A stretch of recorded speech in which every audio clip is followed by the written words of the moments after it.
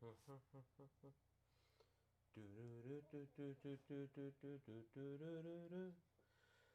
a minute, let me play the music real quick. I gotta get rid. I did not mean to do that, but fuck it, I did. Hit the button real quick and I'm gonna do this shit like this. Stretch that out. Uh uh uh.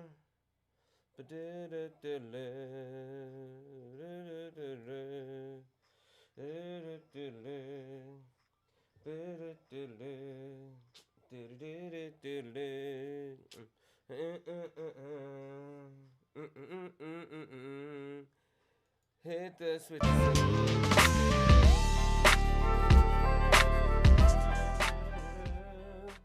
All right. What up, hip hop? What up? What's good? What's poppin'? Um, this is another attempt at live streaming an episode. It's kind of me coming back in, trying some stuff. Hi. Hi, everybody. All right, so welcome back to the Culture Club Radio. My name is Michelangelo Hip Hop. You can follow me on Instagram at Michelangelo Hip Hop. Make sure you follow me on Facebook at Michelangelo Hip Hop, as well as on Twitter as Be Hustle Minded. And I am on TikTok. Your boy been living his best thought life on TikTok. At Michelangelo Hip Hop. Make sure you also follow the Culture Club Radio on Instagram, Facebook, and Twitter is Culture Club Radio on Facebook, and Instagram it is for the Culture Club on Twitter. Welcome back, y'all. It has been a year, right? I don't know how long it's been since it's been some months. I'm just gonna come right out with it. The reason why I was gone for so long was because those of you who are familiar with the show, you know my father, Michelangelo Lovelace Sr. He passed this April from pancreatic cancer, and it sent me to a pretty bad depression. It made some things very difficult for me and my family, and I really appreciate all the love that I got while I was gone. Y'all just kept rocking with me. Y'all was watching, listening to old episodes, following me on TikTok. Shout out to all the love I've been getting on TikTok. This is the show. Any of you who coming to check me out from that medium there, wait a second, hold on. I'm tripping. Hold on, I'm multitasking right now. I forgot to go live on forgot to go live on TikTok because I can do that now. Damn it. Wait. Boop. Boop. Why does everybody want to contact me right now? Hold on. Y'all gonna see this is gonna be a raggedy ashy ass stream, so just deal with that. Hold on one second.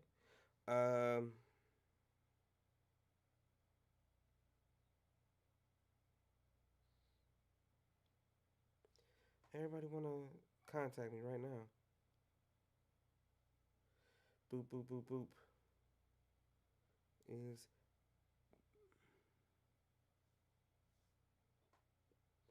da da da da da.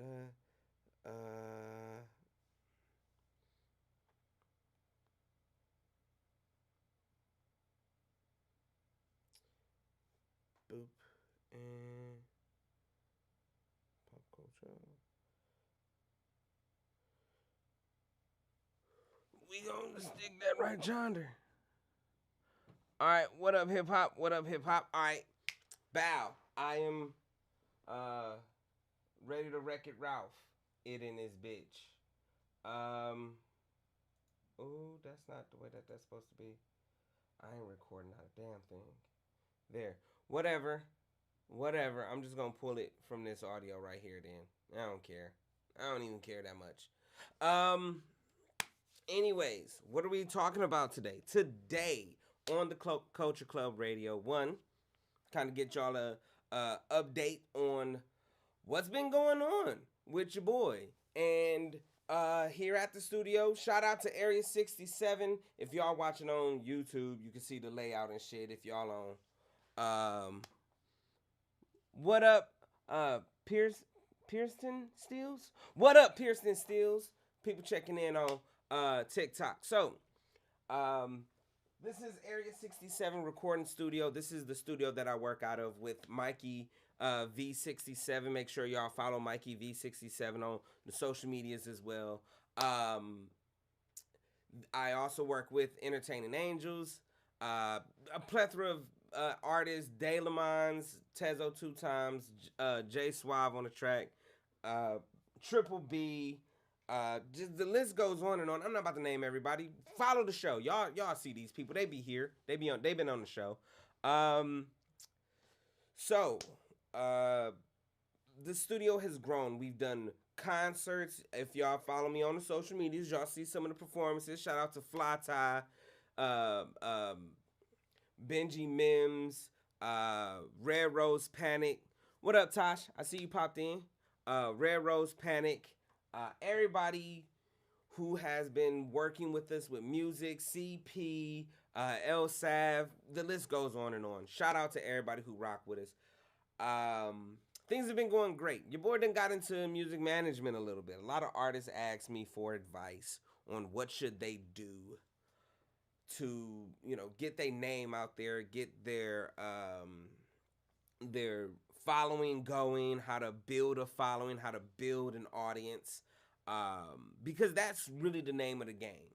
If you can get people to rock with you, the number I give people is if you can get 500 people who will give you $10 a month, that's a nice little starting pace. Because if we do the math on that, let's do the math on it. 500. I'm whip out my notebook real quick. Hold on. Whip out. This is Mike's notebook. I don't want to steal it, but hit the clicky pen, some ASMR for y'all real quick. What you do is you take 500, right?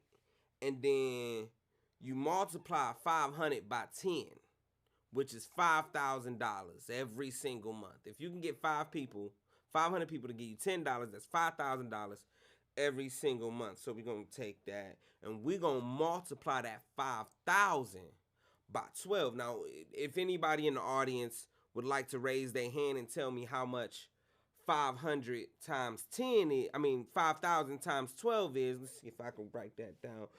That would be, let's see, that's $60,000 a year off of 500 people. Now, I know motherfuckers who ain't made $60,000 in 10 years. So, if you trying to get on your feet, that's living wage right there. That'll hold you down if you trying to do that. So, 500 people. We can find 500 people. We can find 500 people real easy. But then you got your overhead and your costs and shit like that, right? So, maybe you want to do 1,000 people. That puts another $60,000 in your pockets, right? $10.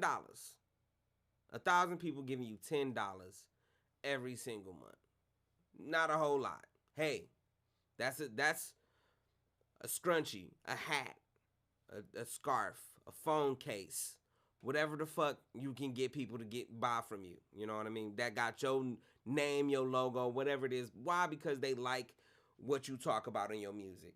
They like what you talk about in your artwork or stuff. Because I don't manage just musicians. I manage artists as well now. So, got that going on. Oh, wait. So, doing the numbers, bow, just keeping it going. Anyway, no, but yeah, so that's what I've been working with a lot of different artists, traveling around a bit. Shout out to Clearwater, Florida. They had me up in there. I was stuck in Tampa for a little bit. But that's my home away from home. That's one of my home away from home. Shout out to Houston, Texas, Pittsburgh, Pennsylvania. Where else have I been? Columbus, Atlanta, Las Vegas, Miami. Everywhere I done popped into, that's been showing your boy love. Everybody all over the seas who's been popping into my social media accounts and watching my content and stuff like that. Really appreciate that.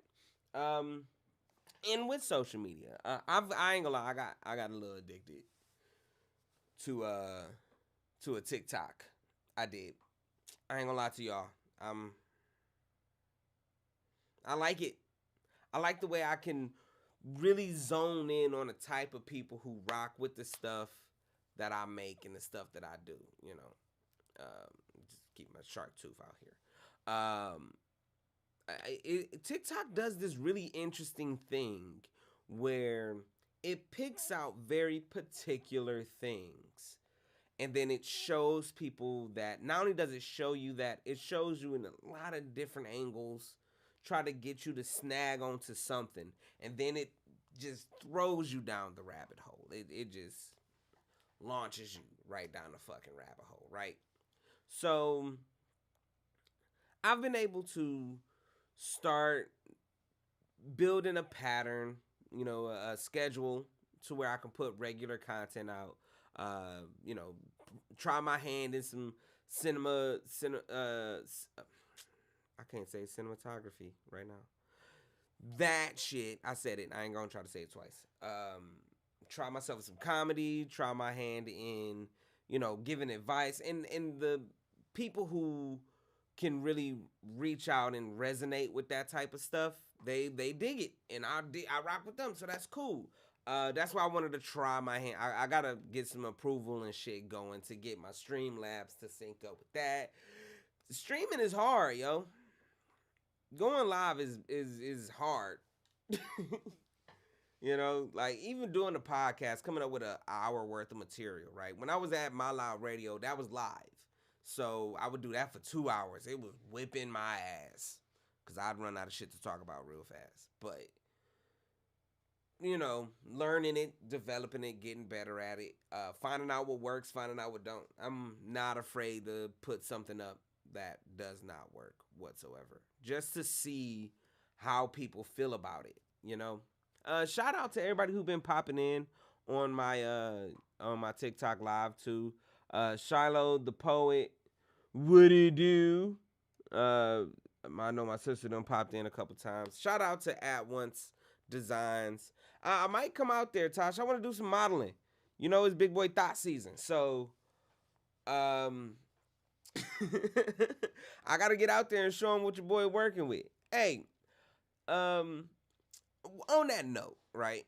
I've been talking a lot about big boy thought shit. Big boys is out here, right? We getting fat out here. We living our best life, the best way we can. And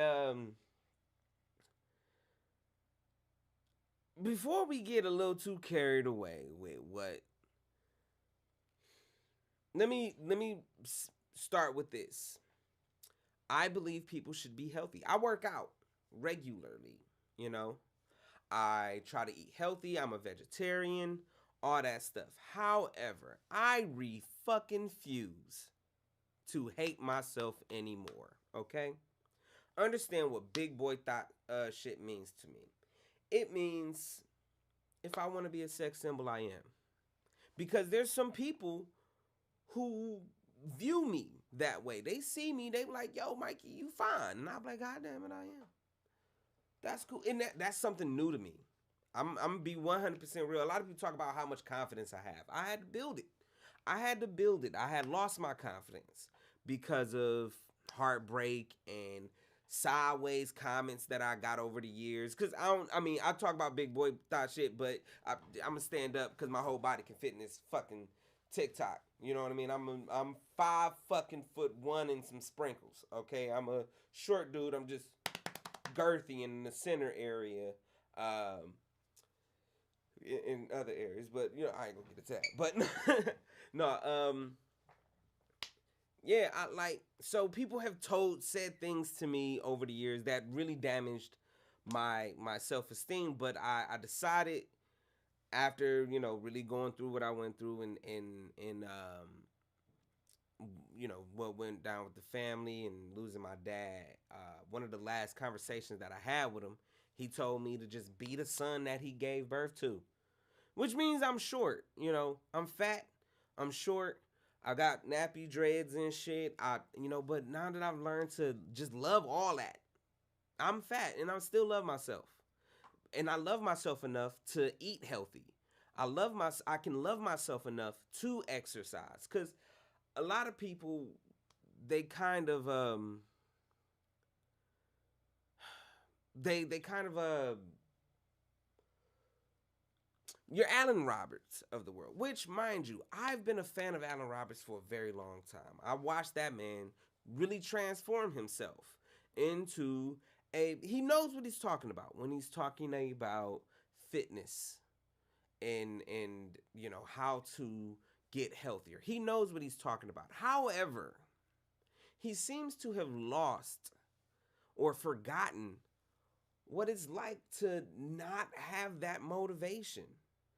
He forgot how crippling it can be to be overweight and live in a world where everyone shits on you for being overweight. How can a person ever expect someone to be motivated, to feel like they qualify for a healthier body if they hate themselves? Why would they want to get better if they hate that person? Why would they make the thing they hate better? So maybe we need to start reevaluating the way we are reaching out to people who may need help. Or maybe we need to reevaluate what it means to be healthy. Because, I'm fat, but I'm still in the best shape I've ever been in my entire life. I've never been this strong. I've never had this much energy. I've never had this much willpower. I've never been able to hold a diet this well, this long. And a lot of that is because of what's going on upstairs. Not because of, you know, some diet regimen or some new intermittent fasting shit. I've done all of that. I've done all of that. But I ain't gonna lie to you. Probably not gonna stick to it. Probably not gonna stick to any of that shit because I didn't like myself at the time. Now I love myself. I can eat healthy, feel comfortable. I go out with people and they eat all kinds of bullshit and I don't feel the pressure that I used to feel to eat bullshit. Do I still eat bullshit? Yeah. I'm not gonna lie to y'all. I will fuck a pizza up. Cheese pizza with onions and all that type of shit. But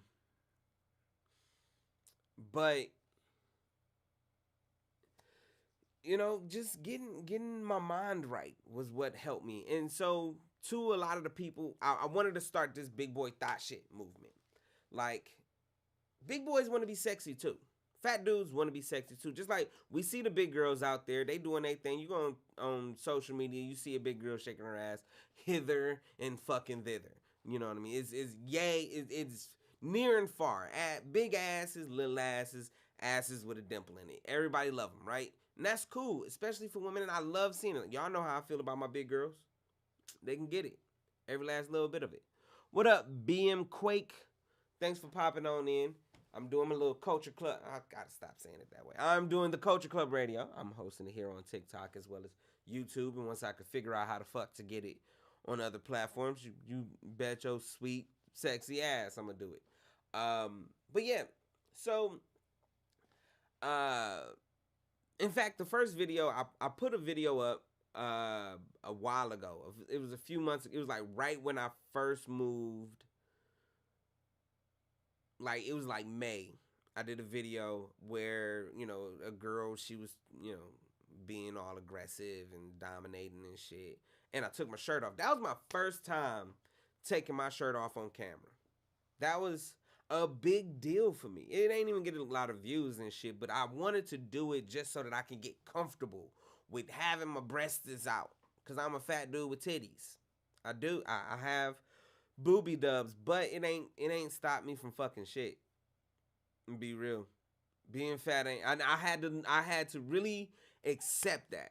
I was engaged to be married not too long ago. Still didn't think I was attractive. Had a hard time really seeing myself as an attractive individual, and that was just because of poor mental health and people constantly cracking jokes, making me feel bad, and I was feeding into that because I believed that that's what I was supposed to be, and I deserved the ridicule I got because I wasn't what I was supposed to be. And that's the really unhealthy way to think. So, for those of you who want to join the hot boy summer trying to get themselves a good hoochie daddy season, fucking go out and do that shit, man. Be a fucking hoe. Be a thought, dude. Hop in somebody's bed. Go talk to some chick and be like, hey, big boy shit. I break your back in 3 places: the kitchen, the living room, and the fucking garage. Shout out to Big Bruce. There's been big dudes. This is a hip hop show. We talk about hip hop artists. A lot of our favorite artists got bellies. We see the, really physically fit celebrities that we all love, right? We see the fucking the babies and the list goes on. Guys who take their shirt off and they all say, "Oh my god, my vagina's so wet." We see that, yeah, we do. But also, I'm pretty sure Killer Mike's still smashing shit. I'm certain a lot of these dudes who built um fuck it. You know what I mean? They still smashing. And no, it ain't cause they got money. That's another thing. I'm broke. But I still do my thing. You know what I mean? I'm broke. I ain't out here with a whole lot of money. But people still like people. Girl, hey, I've learned, you know what I found out? Girls care just about as much about fat as we do, fellas. They care about it just as much as we do, which is very little. We care little about the fat. I ain't never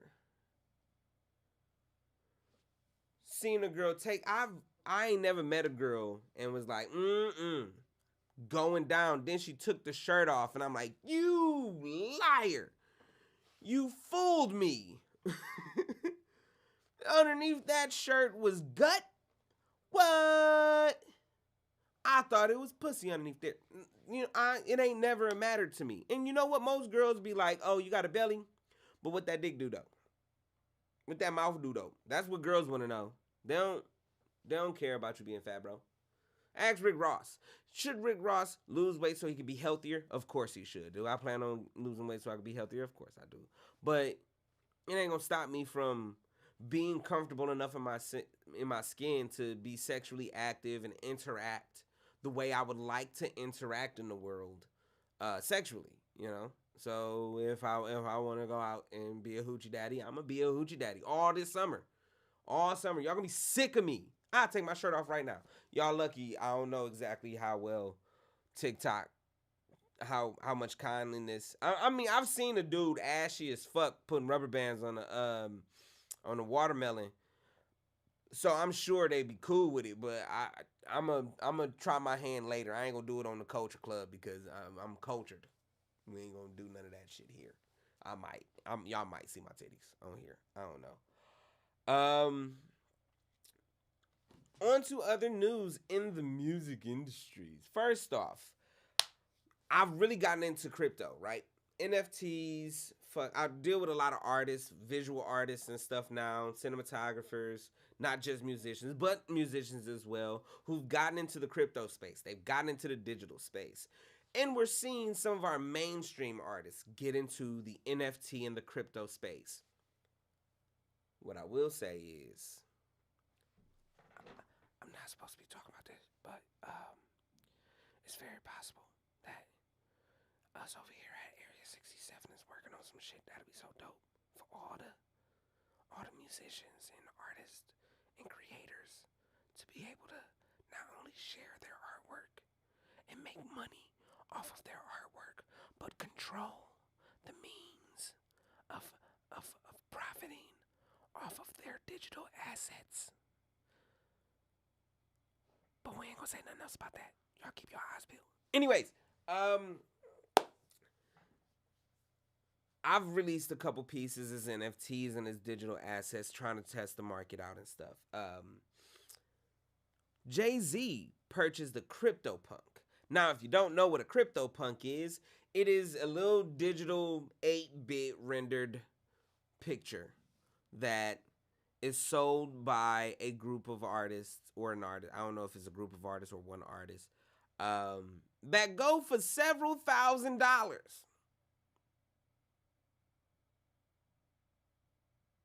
Now, when I say several, I mean like tens of thousands of dollars for a 8-bit fucking picture. Okay? But people, these are rare minted things, something that you just can't make a copy out of. You know what I mean?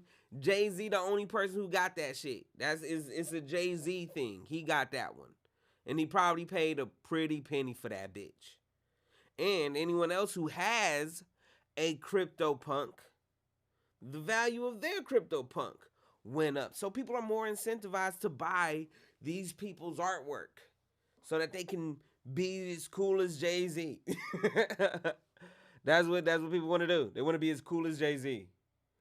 But digital assets are the wave right now. We still see the bullshit contracts, right? You sign with the record label. You say, I want $1 billion so I could be a rapper. And then they say, all right, cool, here's $1 million. We want you to make us 20 fucking songs. Actually, they're probably going to give you a bigger number than that. But let's say one fucking album. 20 songs. We need you to make 20 songs that we can sell to the audience that we feel work best for your music. So you go in there and you make 20 songs and they be like, 3 of them cool. The rest of them, nah. So you go back in, you make another 20 fucking songs and they be like, I got one of them. I like one of them. And then you go back in and you make another 50 fucking songs and they say, this all garbage. All right? But you done made all this fucking artwork, right? That you can't do shit with because it's theirs. Because you agreed that all the music you would put out, they would have access to and they'd be able to use it to recoup whatever their $1 million investment in you was. You know? What up, Lil Tez? Popping into the Culture Club. I brought it back and I'm live on it now. Now what's up, nephew? Yeah. But yeah. People think that you make money off of music. You don't. You don't make money off of shit you do. You make money off of the things you sign off on. Okay? That's how that works. So when a record label gives you money, right? Their goal is to make some money. They didn't invite you over to put money in your pockets. They wanted to make some money. They bought something off of you. The reason why they bought it off of you is because they believed they'd be able to take the thing that they bought off of you and sell it to people or use it to sell the shit that they sell, like cars and insurance and fucking diamonds and whatever bullshit, clothes, whatever, sports shoes, energy drinks, sugar. A lot of times it's sugar. That's the thing that people sell a lot. Fucking sugar. But now that we have these NFTs, you as an artist could go, hey, the 500 people who follow me, I have 500 fucking NFTs of pieces of artwork that I put out. And I'm selling them bitches for $10 a piece. So they come in and they spend they $10. That's $5,000. You done sold, five, 10 got $10 off of all 500 of your people.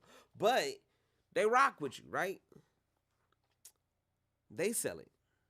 They like, ooh, this is some dope stuff. They probably buy a couple of them, right? And they sell 2 or 3 of them bitches for $20. But it's an NFT. So you get your cut every time. The people they sell it to, they like, oh, this shit popping. They probably buy a couple of them bitches. They sell it. You get your cut. That's the way it works. It's a beautiful option for people, and that's why it makes. If Jay-Z ever wanted to sell his CryptoPunk, he could. He could take that CryptoPunk and sell it to fucking Danny Brown, because the CryptoPunk look kind of like Danny Brown to me. Danny Brown could spend $250,000 on that shit, but guess what? CryptoPunk's gonna catch they cut. Danny Brown sells it to fucking Denzel Curry, and Denzel Curry buy it for $1 million. Well, CryptoPunk's gonna get they cut off of that too. You feel me? They gonna get their share off of that. That's the way it should be. People should own the means of production for what they do. So that's pretty dope. That's pretty dope. On to the next motherfucking story. Bill Cosby out.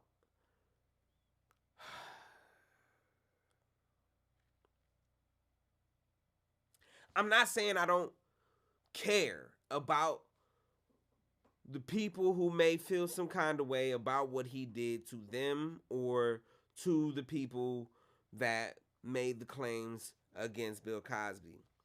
I'm saying that I am not in liberty to be upset about Bill Cosby's situation, but ignore so much other shit that y'all, that's the legal system. If y'all don't like the legal system, we should start changing shit in our legal system. Um, and I'm gonna be real with y'all.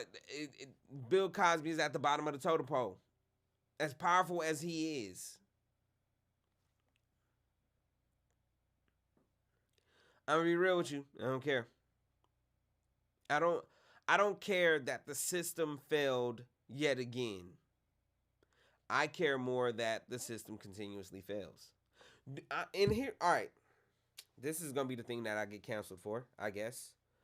Um, do I think Bill Cosby is wrong for what he did? Yes. I believe Bill Cosby is wrong for giving people dangerous drugs. Yep. However, I don't think people were oblivious to the nature of people giving each other drugs in the 70s. Like, Bill Cosby wrong for giving people Quaaludes, but people shouldn't be taking Quaaludes. People shouldn't be taking Coke either, right? Like, motherfuckers been out here giving motherfuckers Coke for years. Motherfuckers been out here giving motherfuckers heroin for years. Motherfuckers been out here giving each other drugs and shit for years. Hell, alcohol. Like, we have an entire economy built on, like, a lot of people's social and sexual interactions revolve around being inebriated, being, to the point where we have a problem with that as well.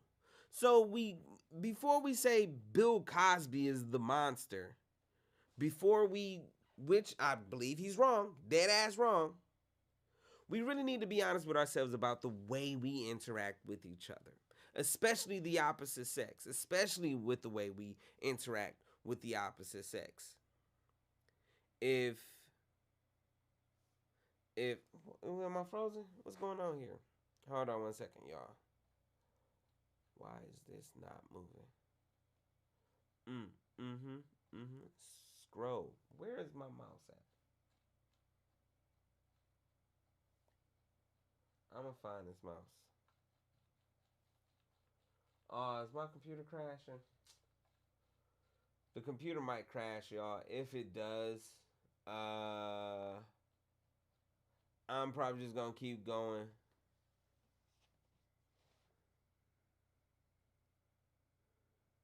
For real, you want to talk to me about that right now, Lil Tess, in the middle of my podcast?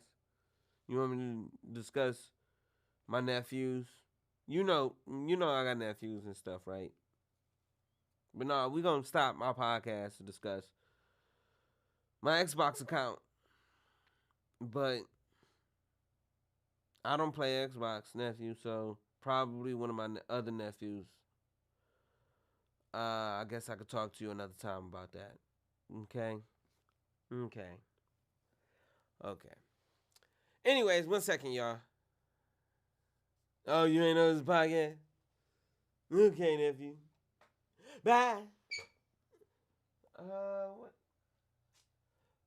This computer gonna crash on me. Well, I'm with y'all. I'm right here with y'all on the TikToks. It's all good. I was about to wrap it up. It's all good, nephew. Love you.